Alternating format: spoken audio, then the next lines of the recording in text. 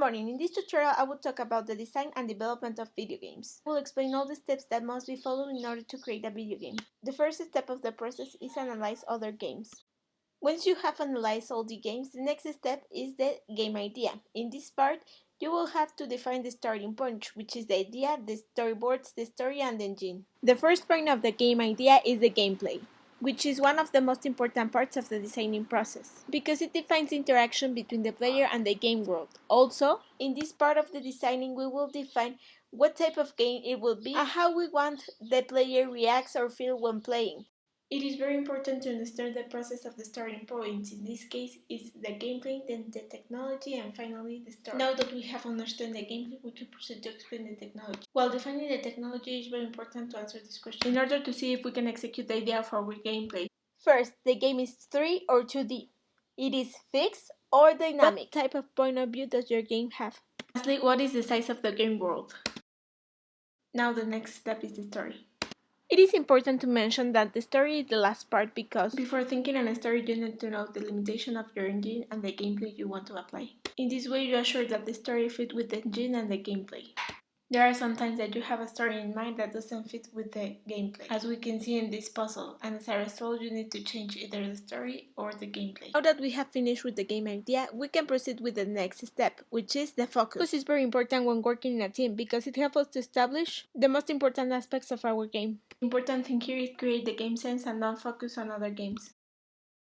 Now I will proceed to explain one of the most important parts of the design process, which is the level design. I will use an example to explain the different concepts in this step. Okay, so game mechanics is how the player will interact with the game world. In this case, we can see that it is a woman that is alone in an island and must reach fruits by running forward. Now, an artificial intelligence helps us to define how the game world will interact with the player. In this case, as she is alone in the island, the fruits are the intelligent agents that react to the interaction of the player, because they disappear and make a sound when the player collides with them. The next concept are the game elements. The game elements are all the assets that we can see in the game world. As we can see, there are assets with which the player doesn't interact. To these assets, we call them objects. The intelligent agents that we have described previously are called items. And finally, the main character that is moved by the player. Lastly, the story overview. This is the story you want to tell in your level. Finally, the last step of the designing process is the document. It is very important because it is a reference tool. The section of the document must include all of what we have explained until now. It must include some bullets and enumeration in order that the reader can understand it better and use it as an effective reference tool for the development process. Now that we have finished with this part, we will proceed to explain the development process. We will describe how we create our project in Unreal. For this part, it is very important to remember the point number 3. One of the main advantages of Unreal is that it has a marketplace. From this marketplace, you can use many of the assets that are pre-made, which is an advantage because it facilitates your work. On the screen I show the assets that I use in my project from the marketplace. The first step in this development process is create the game world. For this, Unreal also provides us powerful tools in order to create them as real as possible. In the screen you can see the piece of island that I create on Unreal. To create this, I export a JPG image and apply some of the brushes that Unreal provides us in order to make it seem more realistic.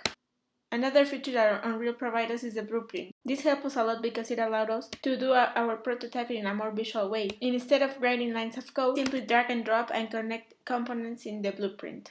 First, I present the blueprint for the fruit actions.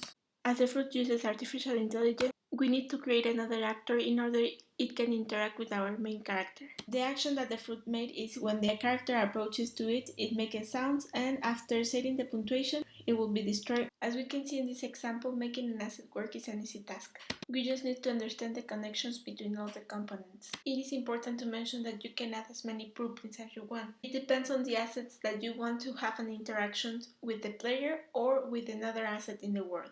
For example, in this blueprint we are generating the movement of the fruits, so it seems like it is floating. To accomplish this type of task, Unreal provides different types of nodes. In this case, we use a timeline node in order to make the fruit move in different positions according to the time. And like this, there are many other functions that we can apply in the blueprint. For example, applying conditions to animate our character. As we can see, there are many things that we need to consider when creating a game.